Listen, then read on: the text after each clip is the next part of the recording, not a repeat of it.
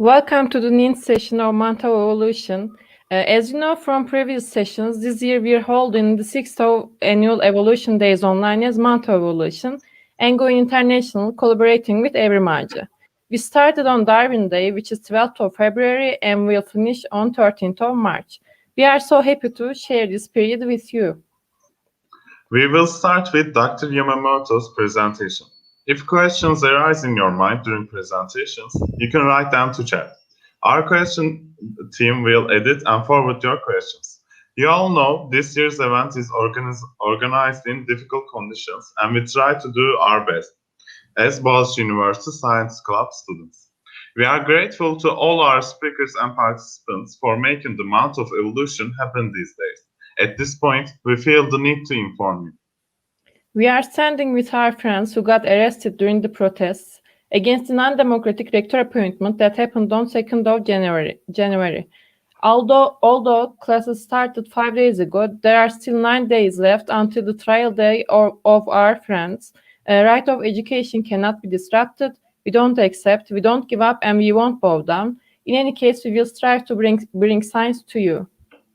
As Boğaziçi University Science Club, our goal is to facilitate access to science and accurate information, to support scientific thinking, hereby to contribute to scientific enlightenment, which is our common dream, as we can. Today, we are with Shinya Yamamoto from Kyoto University, and thanks to Aslan Niksarlı, we invited Dr. Yamamoto, a very valuable person who studies the evolution of society. Now, I want to give the floor to our dear mentor, Aslan Niksarlı. Hello, and thank you. Dr. Yamamoto, thank you for accepting our invitation. This is a very important talk for us, and I believe it will be a very inspiring one as well. I would just like to give a brief introduction about you. So Dr. Yamamoto was born in May in 1981 in Japan, and he got his BA, MA, and PhD in Kyoto University. He studied biology and comparative psychology. And now he is currently working on the Kyoto University as well, and he is interested in evolution of sociality and its related intelligence in human and non-human animals. He was well known with his work with chimpanzees and bonobos, but he recently expanded his work to horses, dogs, cats, and elephants, I think. And now his ultimate goal is to explore what is humanity, where did it come from, and how can it change the future. And today he will talk about the evolution of comparative society. Thank you very much once again accepting our invitation, and we're looking very much for your presentation. Thank you. Thank you very much, Shrihan. Can you hear me all? No problem? Yes, please. Okay. Okay, so my name is Shinya Yamamoto. Nice to meet you all, and thank you very much for your joining me in this talk session. I'm very happy to have a chance to talk with you and discuss about the chimpanzees and bonobos and some other animals, and of course, the humanities. Okay, so let me share my slide.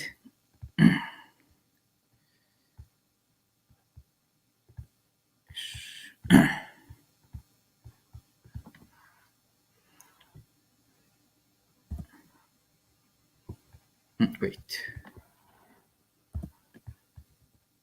Can you see the slide? Yes, Yes. we can. Yes.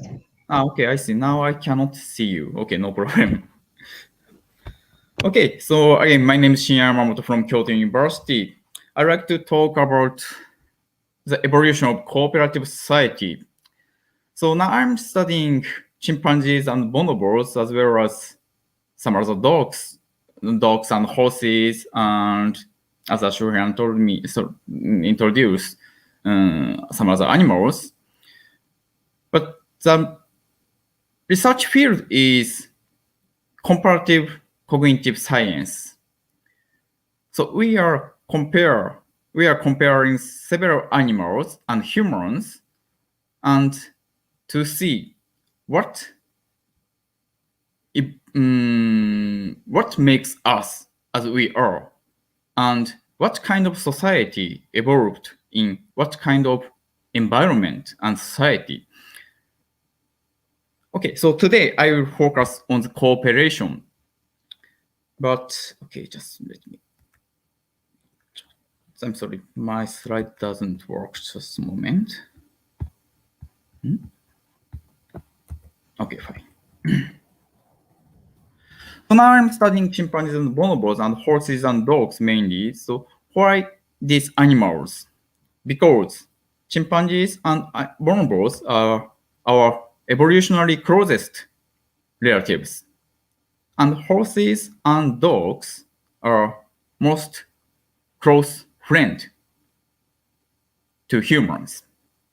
And my style is doing both field work in the wild environment and also controlled experiment in captive animals. So now we have set up 2x4 research paradigm.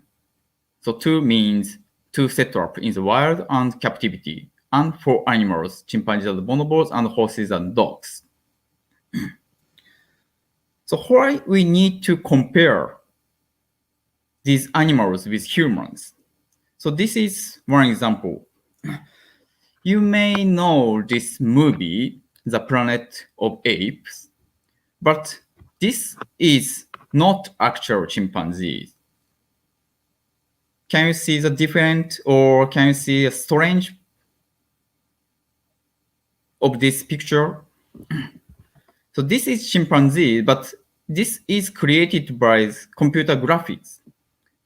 And this is actual real chimpanzee in Kyoto University of Primate Research Institute. Maybe you can see the difference. The eyes. The left chimpanzee in the movie has white circle. So this is human eyes. Real chimpanzee eyes doesn't have any white part, just black part and brown part. So human eyes, as you know, has white part and black part. So this is very unique. But people didn't notice this human unique eye traits before until they compared the human eyes with other animals' eyes. So around 2000, one Japanese researcher noticed and examined the morphological features of human eyes and non-human animals' eyes. And they noticed the white part is very unique in human eyes, but they didn't find that white part in non-human primate species. So it's very, very popular. We have white parts in eyes, but we didn't notice its very unique, human unique traits until we compared with other animals. Maybe we have white parts in eyes so that we can communicate with others with eyes. So we can see what other people are watching and what other people thinking. So eyes is a kind of window of the mind. But this is very human, unique communication style. So it's very, very not surprising for me, but the eyes is very, very, how can I say, popular organs for us. But once we compare with other animals, we can notice the human unique traits.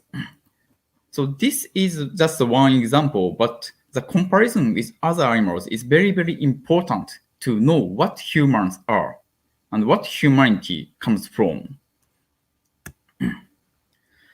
So today, from the viewpoint of cooperation, we want to discuss about the humanity and why we have that kind of traits.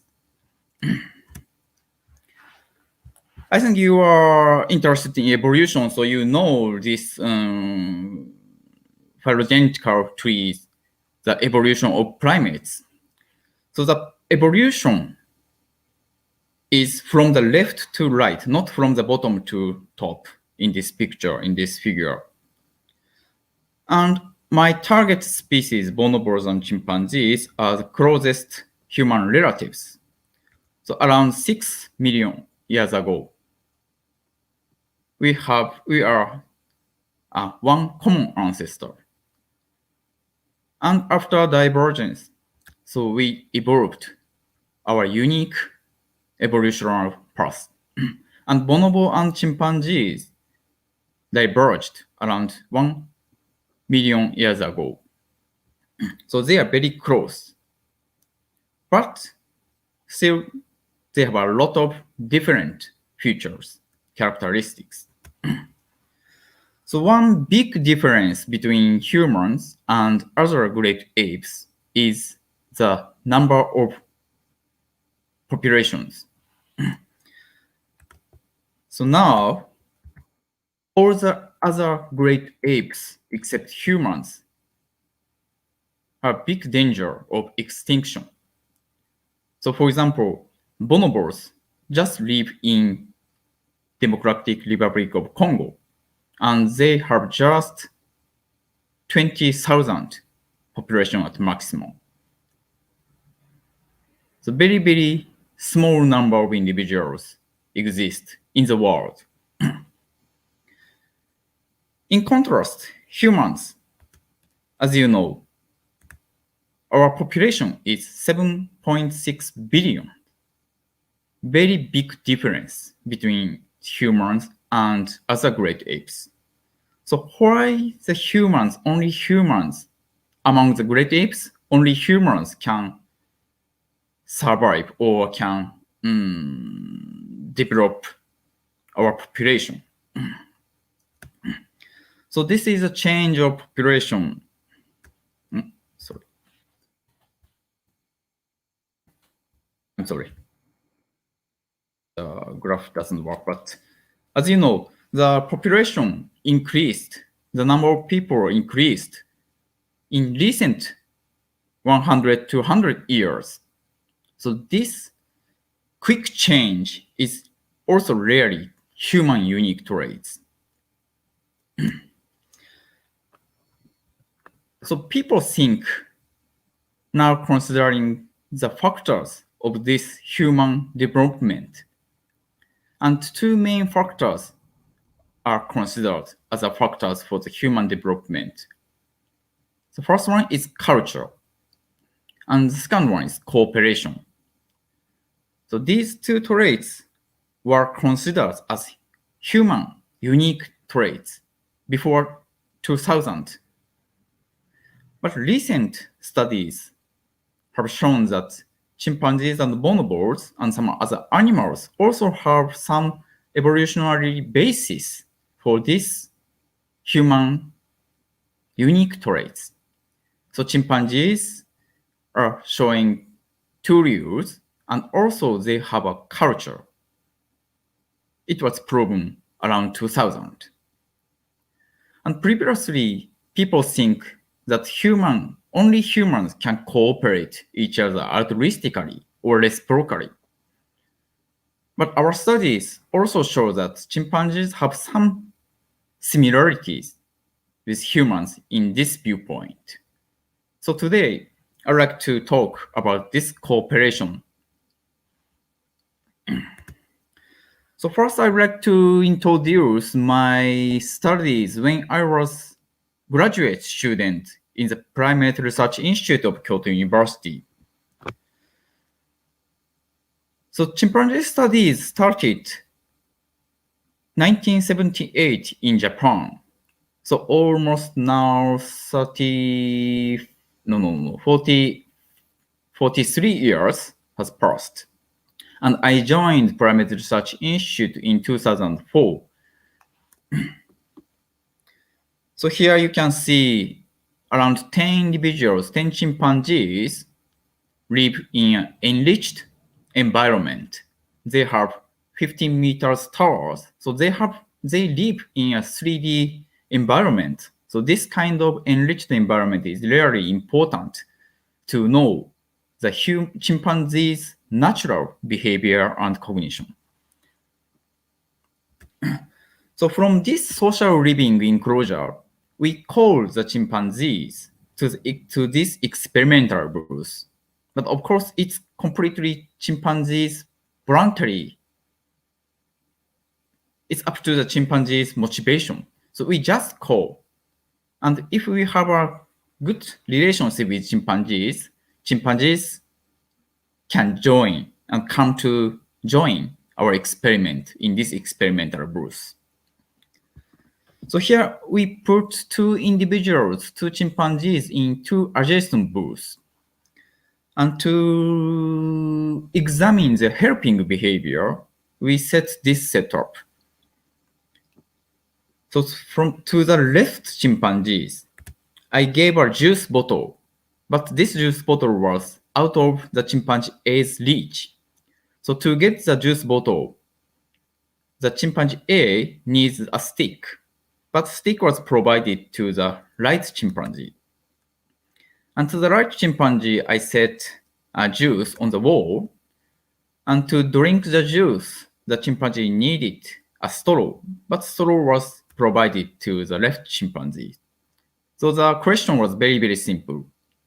Whether they helped each other to get the goal. So the result, in summary, chimpanzee helped each other. So at that time, I mean around 2009, it was a bit surprising. People think that this kind of helping behavior was unique in humans, but not. Chimpanzees also show helping behavior. But I also noticed some difference between chimpanzees helping and human helping. So maybe in humans, depending on the people, but humans can help other people when we see the other people in trouble. So we provide proactive helping to other people, but chimpanzee did not. So in this case, the front chimpanzee, sometimes the chimpanzee in the, how can I say, left back booth is needed a stick to get juice. But without stick, she sometimes tried to get the juice by hand, but she couldn't reach at the juice. So the front chimpanzee observed that trouble or struggle of the partner chimpanzee, but she didn't give the stick to the partner proactively. Only upon request, she demonstrated the helping behavior. So when I published this paper, many researchers think that chimpanzees are cognitively insufficient, so they cannot understand the partner's goal or motivation or desire. That's why they cannot do proactive helping. But I was a bit skeptical about this interpretation. So that's why I developed the second experiment. In this second experiment, I provided 7 tools to the potential helper chimpanzee. And I examined whether they can choose an appropriate tool to the partner. So there are 2 conditions. The partner chimpanzee needed stick or straw. And I examined what tool the potential helper handed to the partner first. Then the results show that in the stick condition, where the partner chimpanzee needed stick, the helper chose stick more frequently. But in straw condition, the helper chose straw to give to the partner. So this means that chimpanzees flexibly change their helping behavior or helping choice according to the partner's problem-solving situation. So let me show you a video clip. In this situation, the right chimpanzee has a juice box on the wall. It means she needs a straw. And 7 objects will be provided to the left chimpanzee.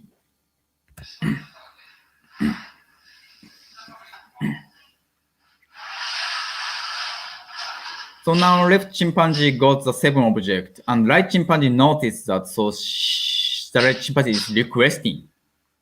But left chimpanzee is now happy with the tools, and she is playing with tools. So now the rope and the body, or rope or horse around the body, but upon request, she is now trying to find a straw, appropriate tool for the partner. So she could choose the appropriate tool. But in this condition, you can see the wall was black. So the chimpanzees could not see the partner's situation. So again, 7 objects was provided to the left chimpanzees. And in this case, right chimpanzee needed a stick. So it means the juice was out of reach. So now the right chimpanzee noticed the left chimpanzee has tools. So right chimpanzee will demonstrate the requesting behavior. So the requesting behavior is very similar to the previous video clip. But this time, the right chimpanzee requesting stick, but left chimpanzee didn't know the right chimpanzee's desire.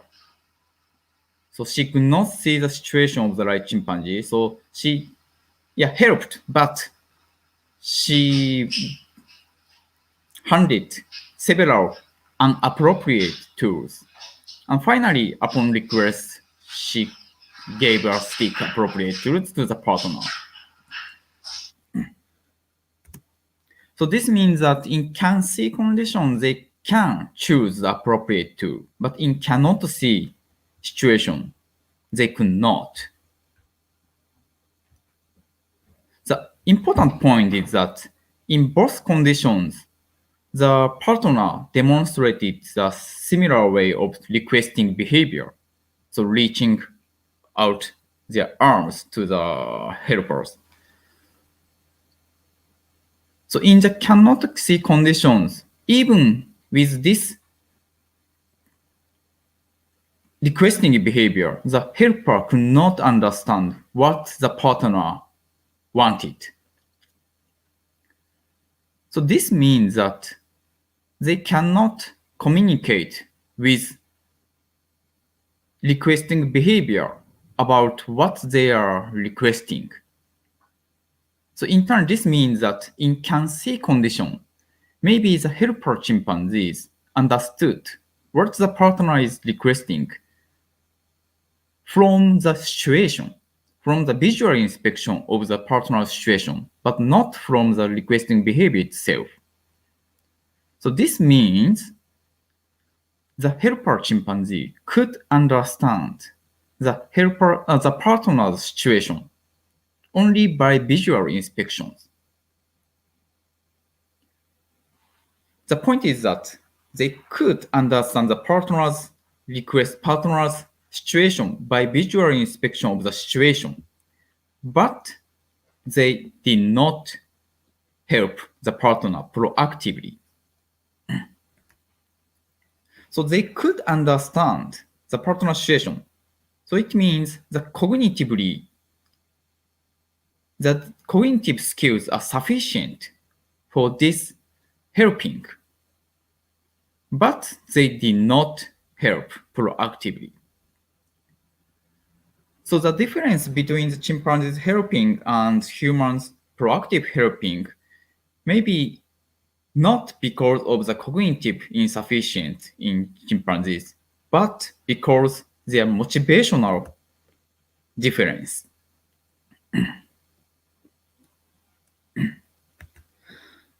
So I confirmed these traits in some other experiments.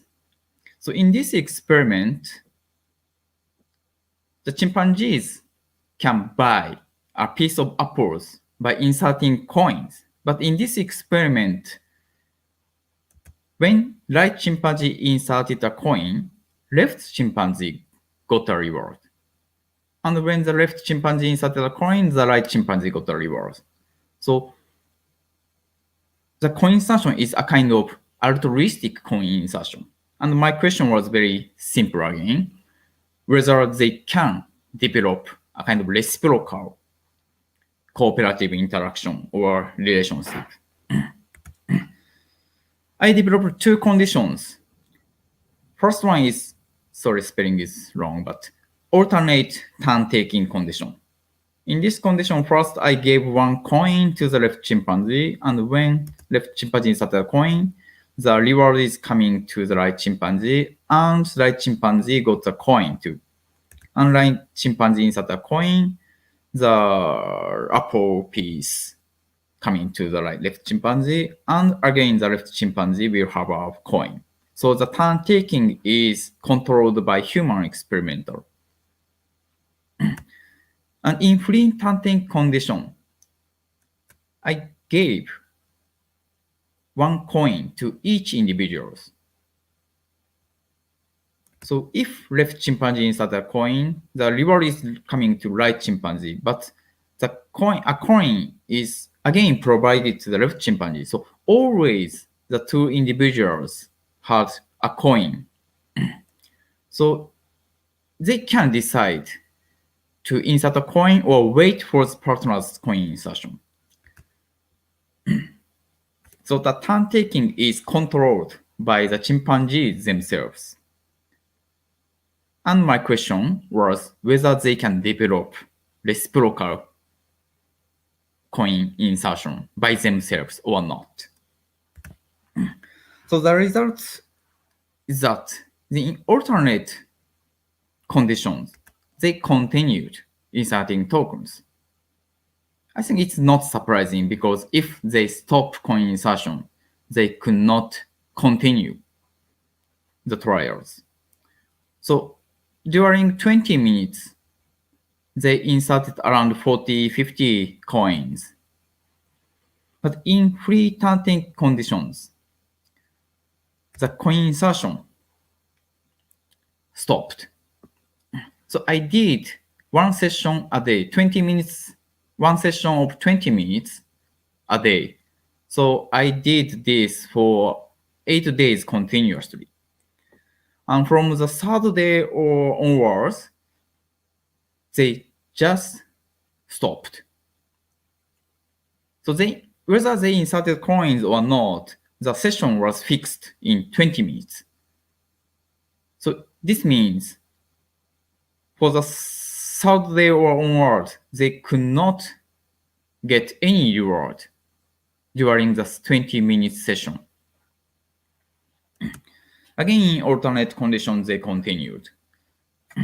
So you can see it's very difficult for the chimpanzees to develop or continue the reciprocal cooperation. You can see this video clip. In this is a video clip of free turn-taking condition. The both chimpanzee, Pendes and Mari, had coins. So now Pendesa, left chimpanzee, is inserting coins, and Mari is eating.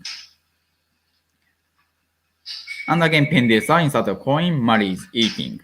Mari also has a coin, but she's just waiting for the Pendesa's coin insertion.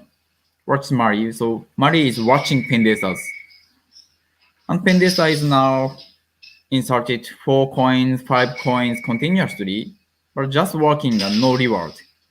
Then Pendesa was a little bit angry. And she requested or demanded Mari to insert, and Mari responded to Pendesa's request. But now Mari inserted 2 coins.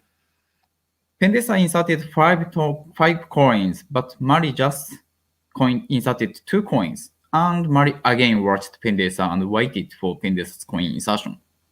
Then what happens? It's natural. If the number of coin insertion is different between the 2 individuals, maybe in humans, the person who inserted fewer tokens may increase their coin insertion in the next session. But in chimpanzees, the opposite. The individual who inserted more tokens decreased the number of coin insertion in the next session. Then the reciprocal cooperation collapsed. So chimpanzees are known to have disadvantageous inequity aversion. This means chimpanzees don't want to be in a situation where they have less than the others. In humans, sometimes we feel embarrassed when we have more than the others.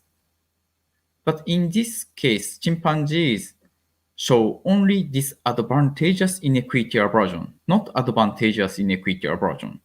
So this is also a big difference between chimpanzees and humans. And in chimpanzees' case, because of disadvantageous inequity aversion, so that this reciprocal cooperation is very difficult. So just for fun, we also tested the chimpanzee mother-infant pairs. So in this case, they could move between the 2 bulls. So you can see some interesting interaction between the mother and infant. I first give a coin to the left bull, and the infant inserts a token, insert a coin, and gets the reward in the right bull. So infant is very active. So the mother just gave up. But the mother also wants to get the reward. So the mother requested the infant to insert a coin in the right booth. Then the mother can get the reward in the left booth. But the infant knows that. So infant wanted to insert a coin in the left booth. And the mother is interrupting.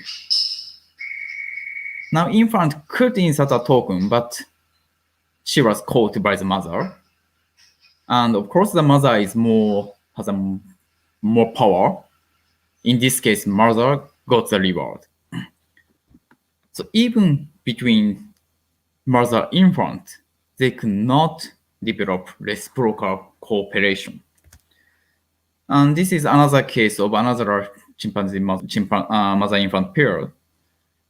So maybe you may know I and Ayumu, very genius chimpanzees who can remember the numbers very quickly. So with this pair, it's the same situation.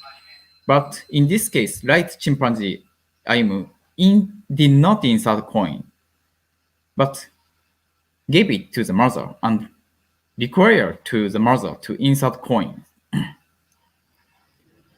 So now Ayumu is requesting. This case, mother accepted and the infant got the reward. Maybe from the viewpoint of mother, maybe it's a kind of altruistic, but normally they did not continue this altruistic helping, but they just develop selfish strategies. So in conclusion from these experimental work on cooperation or helping behavior in chimpanzees, I found that they sometimes, yes, help others. but only upon request. They didn't show proactive helping. So now I'm thinking about evolution of proactive helping in humans. Maybe there are several factors that facilitated human proactive helping. For example, advantageous inequity aversion. It means the individuals who have more than others may feel some embarrassed. So they give some surplus to the poor individuals. So this is proactive helping solicited by advantageous inequity aversion. And people also have a good ability or cognitions about empathy. So people may say people react. Okay, so the empathy has two types. So negative emotional contagion and also positive emotional contagion. I'm now paying attention to this positive emotional contagion. It's actually many animals, non-human animals, also shows negative emotional contagion. It means when some other individuals demonstrating negative emotion, the observer feel also negative emotion. But I think the difference between humans and other non-human animals is positive emotional contagion. In humans, when we see others are happy, we feel sometimes happy. So this is happy emotional contagion. But this kind of positive emotional contagion have not confirmed in non-human animals. So with this positive emotional contagions, maybe human proactive helping can be solicited because when we help others and when the partner was happy, the happiness can be transmitted to the helper automatically with this positive emotional contagion. Then the helping itself is good, produce good emotions to the helper himself. But without this positive emotional contagion system, maybe chimpanzees have no reason to help others proactively. So with these several factors that can solicit proactive helping, maybe human unique, highly cooperative societies with proactive helping. So this is my hypothesis developed from my previous experiment. But as you see, this theory was developed just from the comparison between chimpanzees and humans. I just missed bonobos at that time. So yes, previously many human evolutionary theories was developed from the comparison between humans and chimpanzees. And they just ignored bonobos. But recent work provided interesting viewpoints. Bonobos have also a lot of similarities with humans. And this table shows that list up the not human unique, but the traits which were considered as human unique previously. But this, as you see, some features, some characteristics are shared between humans and chimpanzees, but not bonobos. But other features are shared between bonobos and humans, but not with chimpanzees. So the comparison between chimpanzees and humans are interesting, but we also have to compare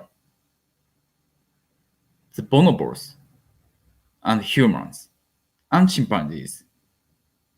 The comparison among the three species is very important. So now about cooperation. So recently the bonobo experimental research, bonobos studies are developing a lot. And with Brian here, who will give a talk to you tonight, we edited 2 volumes of bonobo behavior and cognitions. So if you are interested in bonobos, please check these books. And here about the cooperation, I paid attention to the food sharing behavior in bonobos. As I told you before, my style is a combination of experimental work and field work in the wild environment. So this is my field work with wild bonobos in Democratic Republic of the Congo. Their bonobos eat a lot of fruits in tropical rainforest. So this is one of their favorite food. The local name is bolingo. This is very big rugby ball size, very delicious fruits. And they sometimes share these fruits with others. So this is a video clip of wild bonobos sharing the big fruits. The left individual is adult female, and right individual is also adult female. And they don't have any kin relationship, but they are very tolerant and friendly, and they are sharing fruits. Actually, very interestingly, these 2 individuals belong to different groups. So this was observed during their intergroup encounter. So bonobos share food with even out-group members. This is really interesting point. And as you see, very peaceful, quiet food sharing, and they are very tolerant. The left chimpanzee didn't show any aggressive response to the right chimpanzee, but they just allowed the left chimpanzee allowed right chimpanzee to get some parts of the fruits from their hand or mouth. And normally in bonobos food sharing, subordinate begged for food from the dominant individuals. So it's not forceful taking, but just begging. And most important point and interesting point for me is that they share fruits. As you may know, chimpanzees also share food, but they normally share meat, which was obtained by group hunting. It's rare and very difficult food to obtain. But fruits is very, very abundant and easy to get. No specialized skill was required. Actually, no sharing cooperation was not necessary to get the fruits food resource. But they sometimes beg for abundant fruits which are available around the feeding site. So they could obtain the fruit by themselves, but they begged for the fruit from the others. So maybe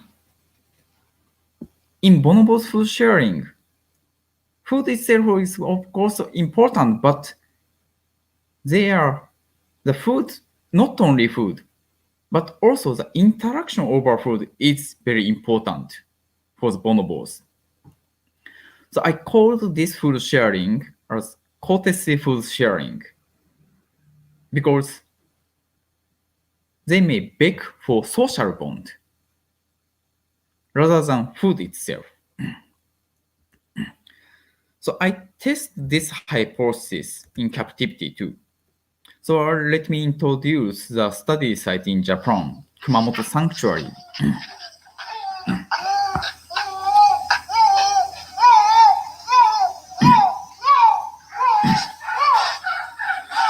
Here we have 50 chimpanzees, and we can do several cognitive tasks with touch panel screen, run by personal computer, and chimpanzees joined spontaneously. And bonobos too. We have 6 bonobos. And now we are training them to join this cognitive experiment. And some researchers can join in the same booth with chimpanzees, and we can simulate a kind of natural behavior. So thanks to the good relationship with the chimpanzees, we can test in a various kind of ways. And this is an enrichment for chimpanzees and bonobos. But this enrichment is also can be used in a cognitive experiment. For example, you can see the tool use behavior in this enrichmental device, and we can test the social learning among individuals in this setup. So here we tested 6 bonobos in experimental controlled conditions to test the courtesy food sharing hypothesis. So I provided artificial big fruits made of mangoes. I gave the network filled with mangoes to the bonobos, and I observed food sharing among them. Big point is that we could control the group composition. So in the wild, they show fission-fusion societies. Sometimes they split into small parties, and they sometimes get together. And then again split into several groups with different party compositions. So we simulate this wild bonobo social structure in the captivities. So sometimes 2 groups of chimpanzees composition change. The one individual joins the left group from the right, and after several days, she goes back to the original group. And another individual joins to the left group and go back to the right group after several days or something. So my hypothesis is that when they go back to the original group, the individual needs to rebuild the social relationship with other individuals. And food sharing increases during this process. And results support this hypothesis. So after separation, when they get back to the original group after separation, they beg for the food for the original group members more than controlled conditions. So maybe courtesy food sharing by begging for social bond was supported. Okay, so back to the food sharing in wild bonobos. So here I listed the differences from chimpanzee sharing and bonobos sharing. So bonobos share fruits frequently. In contrast, chimpanzee share meat. And in bonobos case, it's very peaceful, as you saw in the video clip. And mainly between adult females, non-kin members. And the most important point is that the fruit itself is easily available in their forest. So maybe in bonobos, compared to chimpanzees, they show a big tolerance. Maybe this is because of the stable, rich environment in their habitat in Congo rainforest. So this food sharing and tolerance was examined by Brian Hare and his groups in captivity too. Brian Hare and his colleagues showed that they also share the food with others voluntarily in experimental setup. And also they also confirmed that they share with strangers too. And in some other experimental setup, so this is rope pulling cooperative experiment.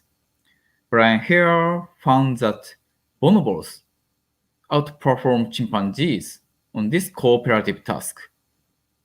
And this is because the bonobos highly tolerant characteristics. So they tested bonobos and chimpanzees exactly the same situation. The bonobos and chimpanzees were a bit competitive and fight aggressive each other, but bonobos were very tolerant, demonstrate inter-individual tolerance, and bonobos cooperation performed well, better than chimpanzees. So maybe in this dyadic cooperation or dyadic cooperative paradigm like food sharing, maybe bonobos show better than chimpanzees. But maybe chimpanzees are good at some other context. So next I'd like to introduce about cooperation in group. Not dyadic cooperation, but cooperation in group. So cooperation in group is defined as a cooperation not targeted to a specific individuals, but the cooperation which can be achieved by the group members. So here in Bosu in Guinea, we can see the wild chimpanzees cross the human road to go back and forth between the two separated forests. So the road crossing is very risky business for the chimpanzees because on the road there are some people, bicycles, and bikes, and sometimes cars passing. So for chimpanzees, humans are bigger animals, and of course the cars are very dangerous. So this is very risky situation for the chimpanzees. So in this risky business, they show a kind of cooperative behavior. So now you can see the chimpanzee group is crossing the road from the left forest to the right forest. The first two individuals are adult males, but as you see, they did not escape into the forest. They turned around and waited for the other individuals. So under their guardians, the females passed quickly. But even on this dangerous road, they are waiting and show a kind of escorting behavior to the elder female individuals. And now young female is appearing and two elder females are following. With them, finally, the males also enters the safety forest. And the last individual is normally the adult male again. So the typical chimpanzee road crossing is characterized by the leading adult males and the last adult male. So the males and the first leading adult males did not escape, enter the forest quickly, but waited and guarded the other individuals. Fortunately or unfortunately, the similar situations can be observed in Guinea and DR Congo. So the chimpanzee habitat and bonobo habitat were separated into two parts of forest by human road. So both chimpanzees and bonobos have to cross the road. So I examined their behaviors during the road crossing behavior. So the road crossing you saw in the video can be depicted in this figure like this. So the first leading chimpanzees are males, two males, but they did not cross to the enter the forest, but waited.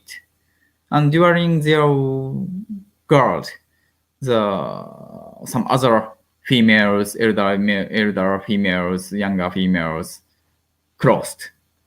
And last chimpanzee was also males. But in bonobo case, of course, this is just one example, but normally they cross and did not wait for the other individuals.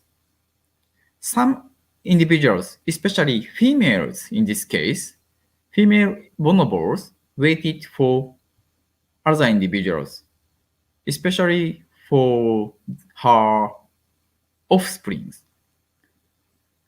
But as you see in this picture, in this figure, the cross point can be observed more in chimpanzees and much fewer in bonobos.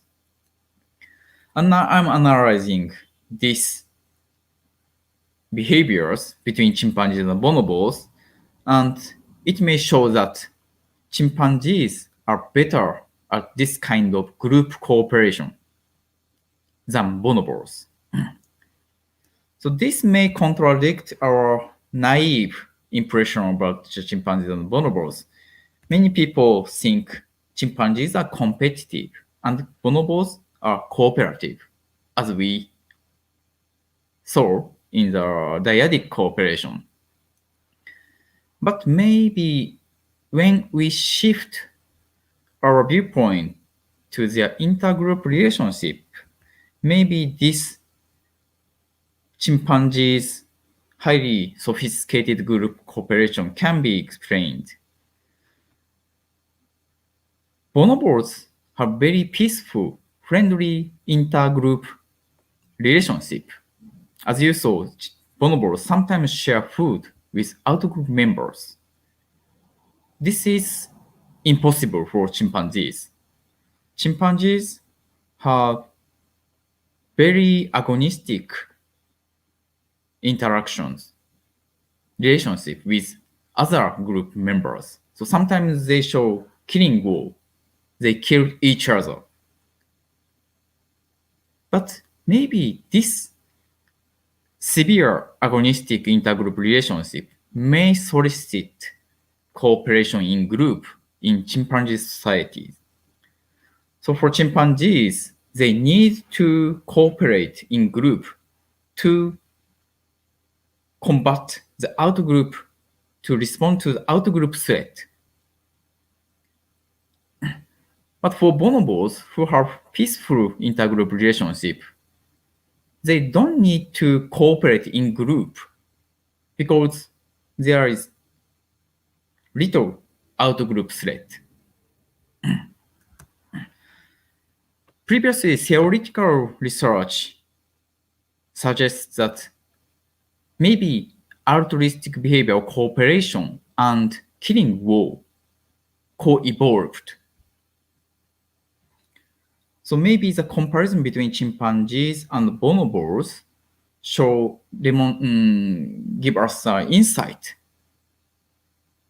from empirical evidence. And we are trying to prove this theory, this hypothesis, examine hypothesis in captivity too. So in Kumamoto Sanctuary, we have a lot of chimpanzees in different groups. So we tested their group-mindedness by Playback Experiment. I think you know this experiment from the James Brooks presentations. So I just quickly introduce this again. We show the out-group members' vocalization, so unfamiliar individuals' vocalization to the group of chimpanzees, and we recorded their response. The important point is the cohesion. So we recorded the inter-individual distance. And during the out-group condition, where the chimpanzees heard the out-group unfamiliar individual's voice, which simulate a kind of group encounter in the wild. So this is very risky or stressful situation for the chimpanzees. In this stressful with out-group threat conditions, they show smaller distance, smaller inter-individual difference compared to the control condition. So this shows that out-group threat induced group cohesion in chimpanzee groups. And also we examined their behaviors. We developed two hypotheses, generalized stress hypothesis and group cohesion hypothesis. So maybe they feel stress when they hear an unfamiliar individual's voice, but in group, a generalized stress hypothesis predict that when they feel stress, they may be more aggressive with other in-group members too. But in contrast, group cohesion hypothesis predicts that when they feel out-group threat, the stress did not cause aggressive behavior in group, but the opposite response. So maybe out-group threat, the stress induced by out-group threat may solicit cooperation or affiliative interactions among group members. So we tested these hypotheses with behavioral analysis. And it shows that they actually increased the stress response in the test out-group threat condition. But this stress did not cause aggression, but reduced the aggressive behavior among the group.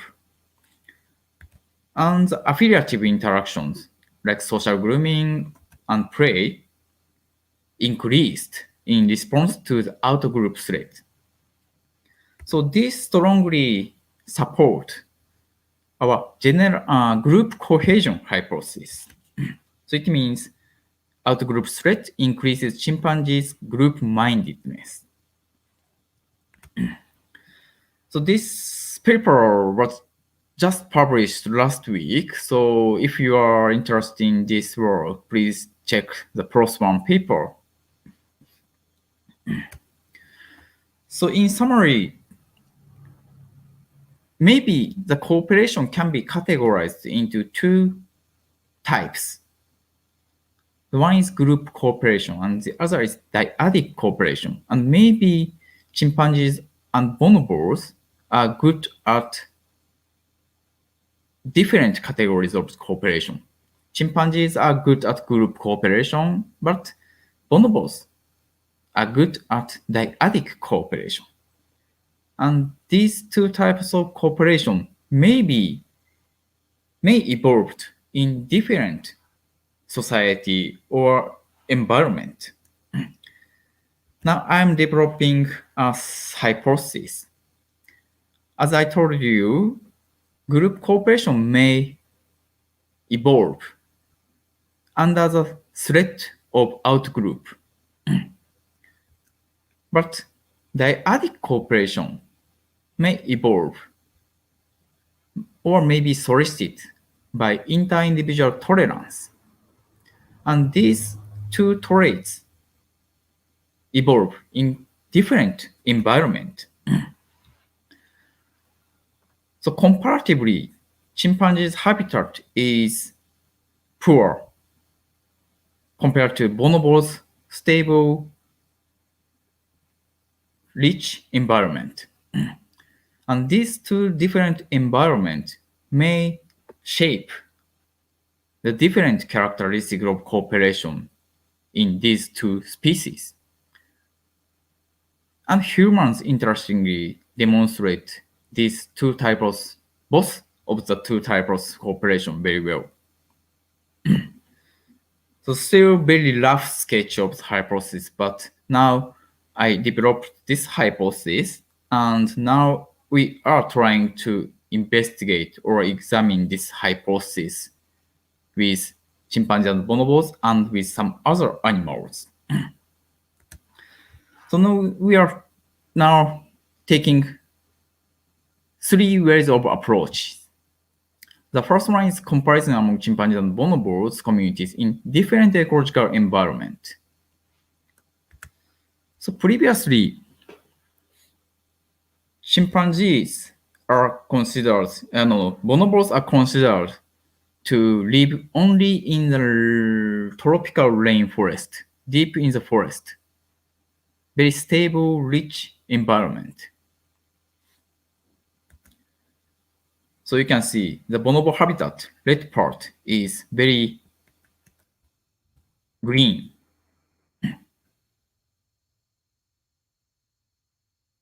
So one bar is located deep in the rainforest. And I study the wild bonobos food sharing in this environment. But recently, bonobos are found in much drier environment. So in Bali, in one bar, you can see very deep green from the satellite view. But in Bali area, you can see the mosaic environment of savanna and forest. So now we are trying to establish a field work with wild bonobos in this savanna forest mosaic environment. So we just published very introductory paper in Pan-African News to introduce the bonobos' habitat and behavior in the drier environment. And we are now collecting data of their behavior in the savanna environment. Sometimes they feed on this savanna environment. And savanna environment is very, very, I can say, fragile. I mean, tropical rainforest is very stable, but in this drier environment, the environment change seasonally, drastically. So my hypothesis is that the rich environment, stable environment, fostered their inter-individual tolerance and solicited their dyadic cooperation, like food sharing in bonobos. But we don't know about their behavior or society in this kind of drier, unstable environment. So we don't know about the whole picture of the bonobo yet. So this comparison between the rainforest bonobos and savanna forest mosaic environment bonobos will produce a rich understanding of the bonobos and the evolution of the cooperation. This is just launched several years ago, so I hope we can show you the result or more data in future. And second approach is a comparison between other animals like horses and dogs. I think I talked a lot, so just let me introduce the horse research quickly. So now we are observing feral horses, wild horses, not actually wild, but feral horses in Portugal.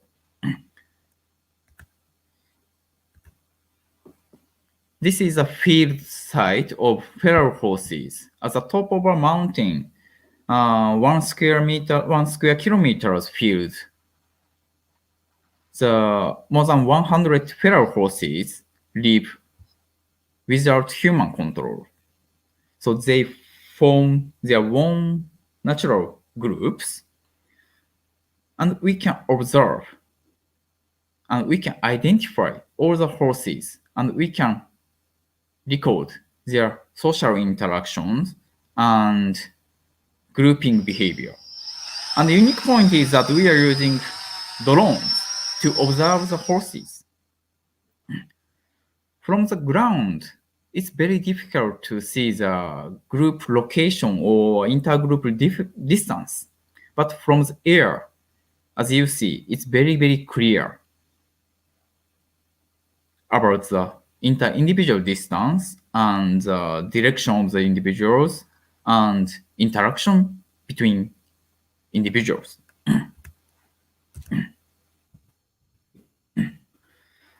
So this picture is taken by drone, and this shows two groups of the horses.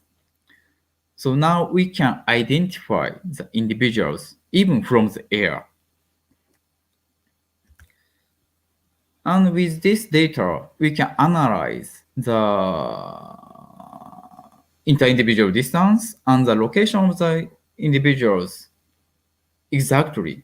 So with this data, we can analyze the group composition and social network between individuals. Okay, let me skip.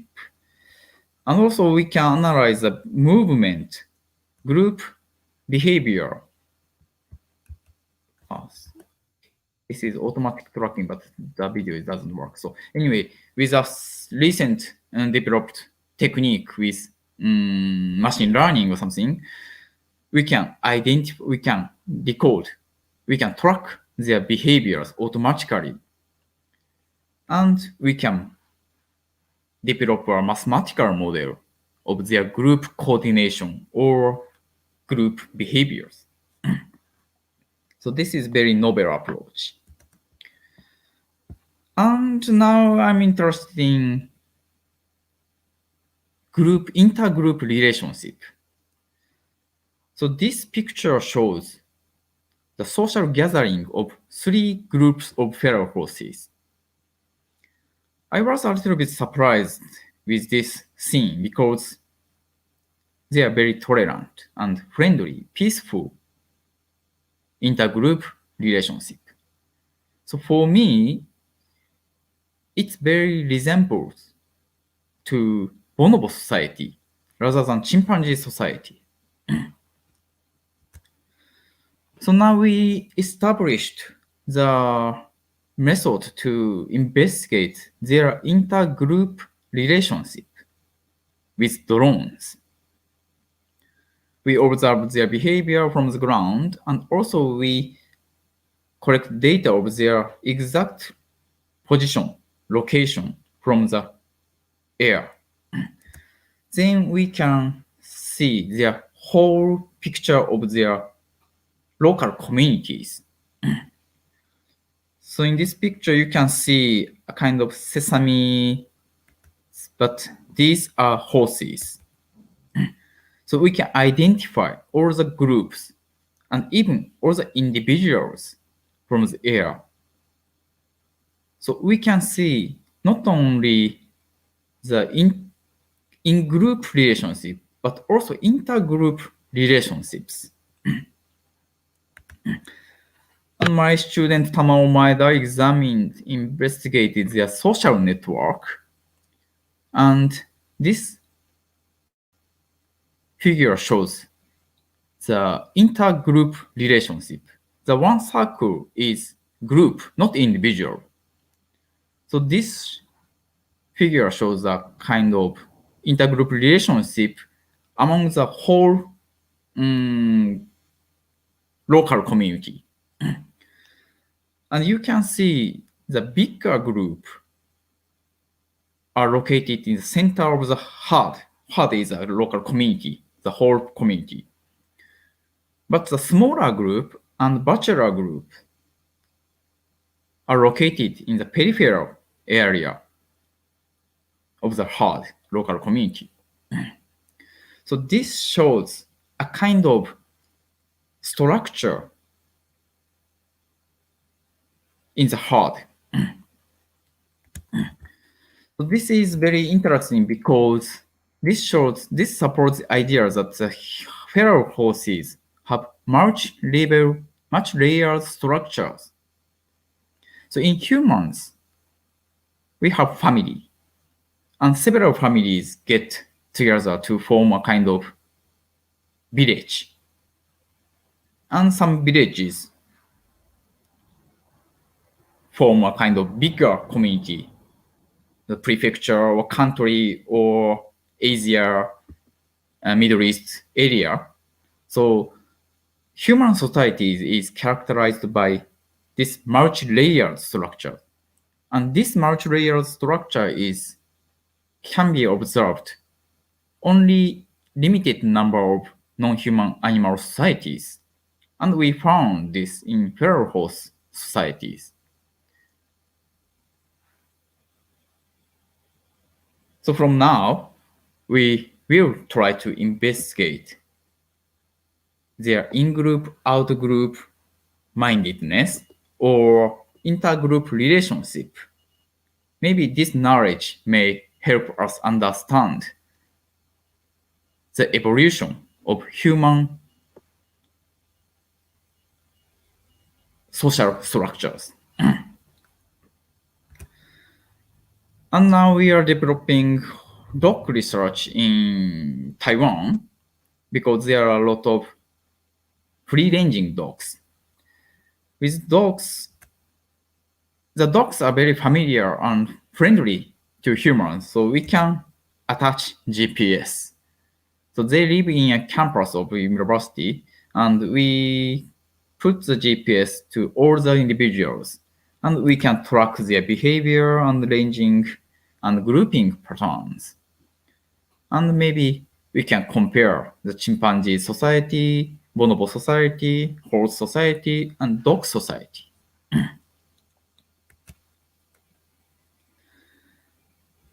And also,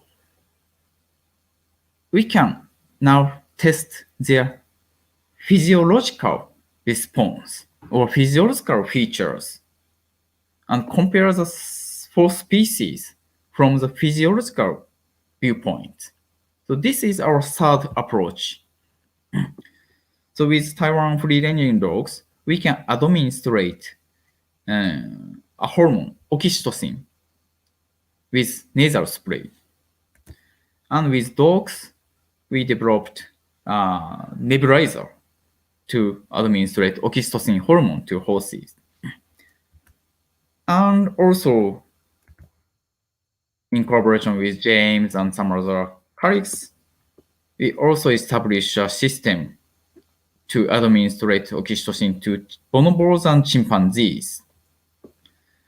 So after the administration of oxytocin, we observed their social interactions and their cognitive characteristics with eye tracking devices or something. I think James talked about this, so just skip over. Let me quickly explain this, but we administrate the oxytocin hormone to the chimpanzees and bonobos, and investigates their species differences in eye contact. So basically, in control or natural conditions, bonobos demonstrate more eye contact with other individuals than chimpanzees. Chimpanzees watched mouth part rather than eye part, but bonobos watched eye part rather than mouth part. And humans demonstrate a lot of eye contact. So eye contact is very important for chimpanzees and for humans, and also in bonobos. And in humans, when administered with oxytocin, humans increased the level of eye contact. So we predicted that when we administrate oxytocin to the chimpanzees and bonobos, their eye contact was increased. But the results show that, yes, in bonobos, the eye contact increased with oxytocin. But in chimpanzees, they decreased eye contact. It means chimpanzees watched mouth part more with oxytocin. So this is a little bit difficult to interpret, but maybe in a physiological viewpoint, maybe their society is really different, even from the physiological level. So now we are using this paradigm to examine the in-group, out-group mindedness. So maybe, in previous studies show that in humans, oxytocin may increase in-group cooperation, but also solicit out-group exclusion.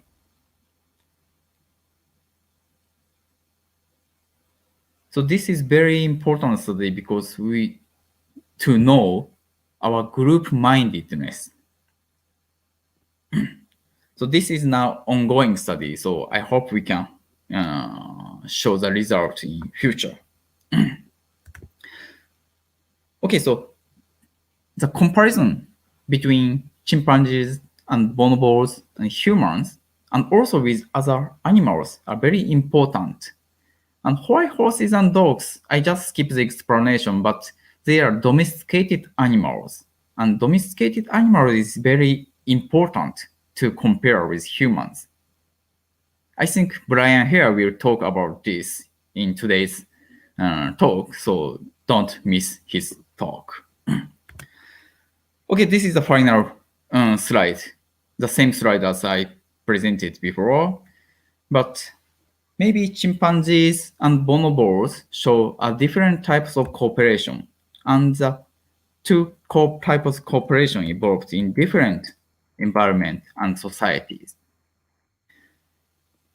If this is true, maybe people say to increase the in-group cooperation, we need out-group threat, or we need to set out-group competitors to increase in-group domestic cooperation. But I don't think so.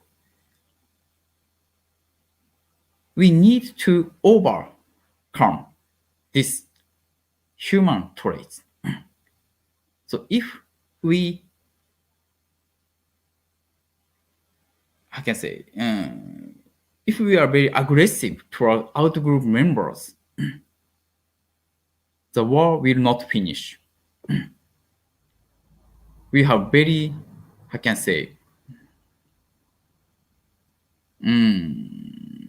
not good, we cannot establish good relationship with other groups, other countries. But it's really unfortunate, and it's not productive actually.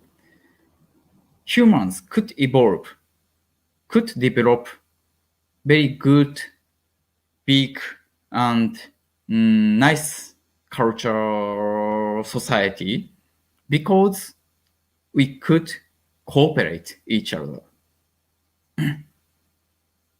So if we can cooperate even between countries or outgroup members, we can step forward to the better societies, better world. So we should know we have some mind or we have some unfavorable traits. And maybe some politicians may use this to increase domestic cooperation or nationalism. But we should overcome this by knowing our futures, by knowing our characteristics from the biological viewpoint or evolutionary viewpoint. So this is what I would like to emphasize in this talk. Okay, so maybe a lot of works I presented here. So if you are interested, please visit my website. You can Google Shinya Yamamoto Wildlife Research Center, and there you can see my publication list. And if you have something interesting, you can check the publication list and please read the original paper. And also you can see some bonobo pictures, chimpanzee pictures and videos, or some information about their daily life in captivity in Kumamoto Sanctuary. You can also visit Kumamoto Sanctuary website. There is English site. And also, you can Google Primate Research Institute or Chimpanzee Eye. There you can see some publication research news as well as the information of their ordinary life, both in the captivity and in the wild environment. And if you are interested in conservation, this website is also helpful. What we can do and what we should do for the African, Asian great apes, or of course some other animals. Okay, so let me stop my talk. Thank you very much.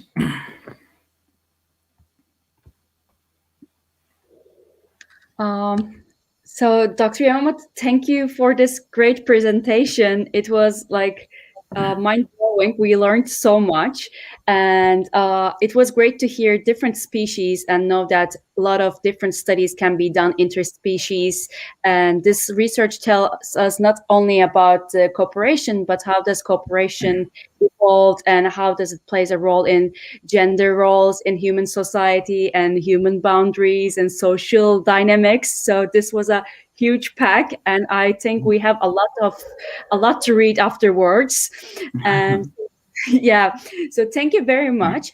And during your presentation, there was a lot of questions, and we tried to pick up few and arrange. So we don't want to take a lot of your time, but we would like to ask you a couple questions, if that's okay. Yeah, sure.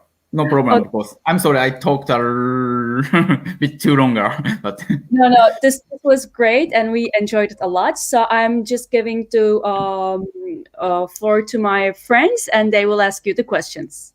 okay. I'd like to start by again thanking you for this enlightening and great presentation. One of our viewers wondered, does cognitive leaps depend on cultural processes or certain genetic variations that we are not aware of? What are your interpretations about this, and which one comes first? And also, depending on this, what are your predictions for chimpanzees' cognitive abilities in future? I'm sorry, maybe, yeah, I missed some point, but your question is about the future chimpanzees. Yeah, we're wondering about your interpretations about chimpanzees' cognitive abilities in the future. In future, for the chimpanzees, yeah, very interesting question and very difficult to answer, but yeah, of course, all the species are still evolving. It means after long years later, maybe humans also change our characteristics, and chimpanzees may change also. But maybe, how can I say, humans are very flexible. Chimpanzees also flexible traits. They show good abilities for the social learning, so they can learn from others, and they can also develop a novel behavioral traits by themselves. But the big difference between chimpanzees and humans is that maybe the motivation. So humans are very motivated to learn better skills, good skills from others. And we make a lot of try and errors to find a better way by ourselves. So in humans, the culture also evolved. So we have a kind of repertoire of behavior, and we each try to make an improvement.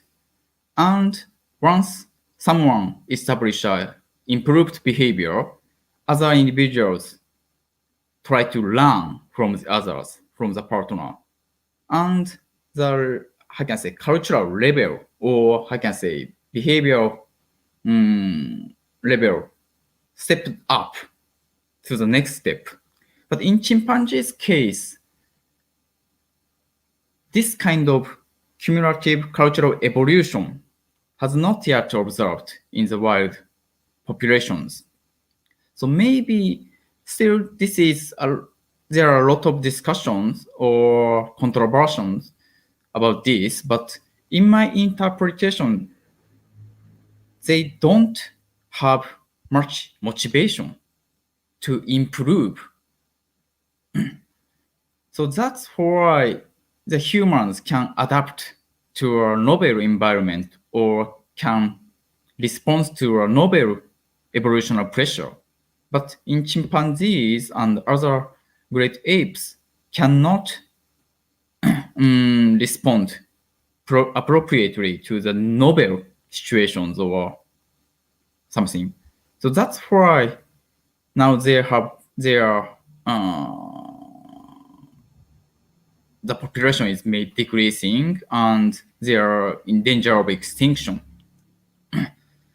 So, of course, if they have much longer time scale, maybe they can change in cognitive aspect or behavioral aspect.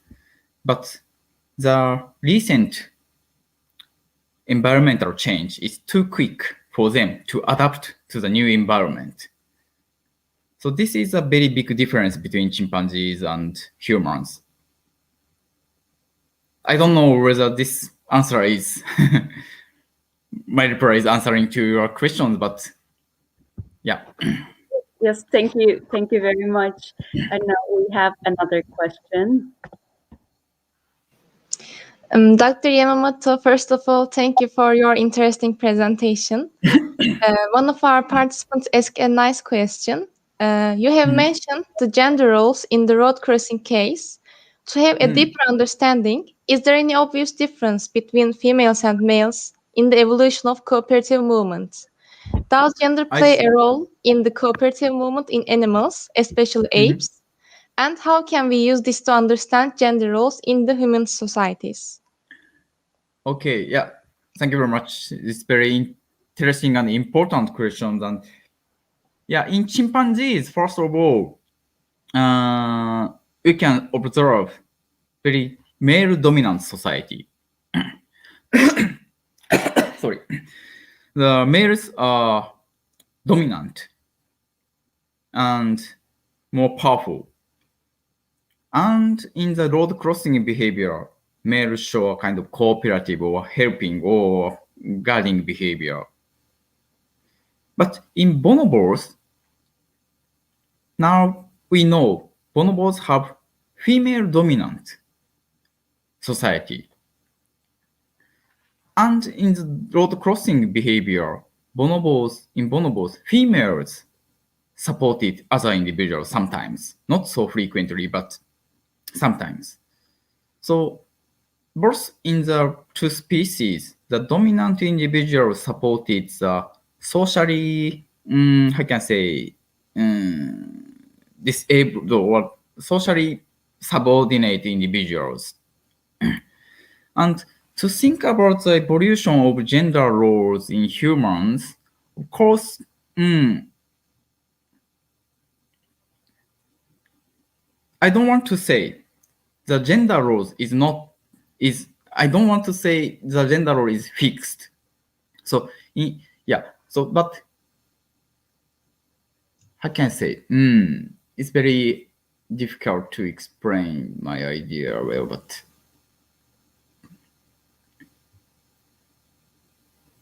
I think in the long history of human evolutions, I think there were some gender roles. So human males are good at hunting, and maybe females are good at collecting fruits and crops and raising their children. So it's almost sure that maybe males have some males are good at some behaviors and females are good at some behaviors, but we should not stuck with this. So humans, as the same as the group cooperation and out-group agonistic interactions, we should know the human origin and humans' evolutionary basis. But we don't need to follow. We can establish or we can develop the society which we think the best or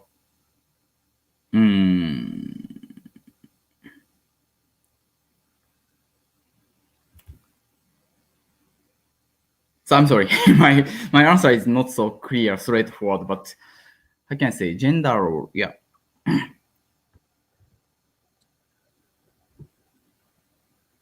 This is a quite hard question to answer Yeah. anyway.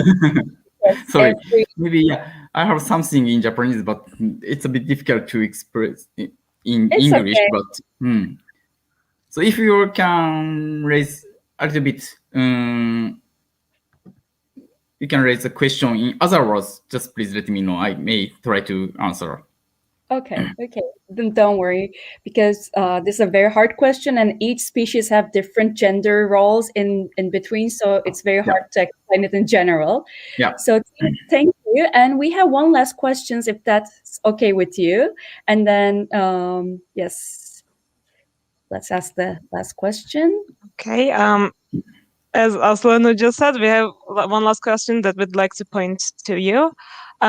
These experiments and observations are performed in captive conditions. So how does this reflect the behaviors of the chimpanzees in the wild, and how likely are these experiments to cover the information about chimpanzees in natural habitat? Yeah, to simulate the wild environment and wild natural behavior of chimpanzees in captivities, we have made a lot of effort to enrich their behavior, their environment in captivity. So as you saw in the video clip and pictures, we planted a lot of trees and built high towers, and we keep the chimpanzees and bonobos in group. This is most important because when we keep them individually, their behavior is really unnatural. So we are trying to provide natural environment even for the captive chimpanzees as much as possible. And this solicits their natural behavior even in captivity. And then the advantage of captive studies is that we can control the conditions. So both wild fieldwork, field observation, and captive experiment have different advantages. Of course, in the wild, we can observe their natural environment, natural behavior in natural society and in natural environment, but we cannot control the environment or society. In captivity, the environment is not real natural environment, but we can control the environment, so society, and some factors. So the combination of these two approaches are very important for me. When I observe the wild animals, wild chimpanzees, bonobos in the natural environment, I also think about how this behavior can be tested in the captive situations. And in captivity, when I'm testing the chimpanzees in controlled environment, I also think about how this cognitive ability is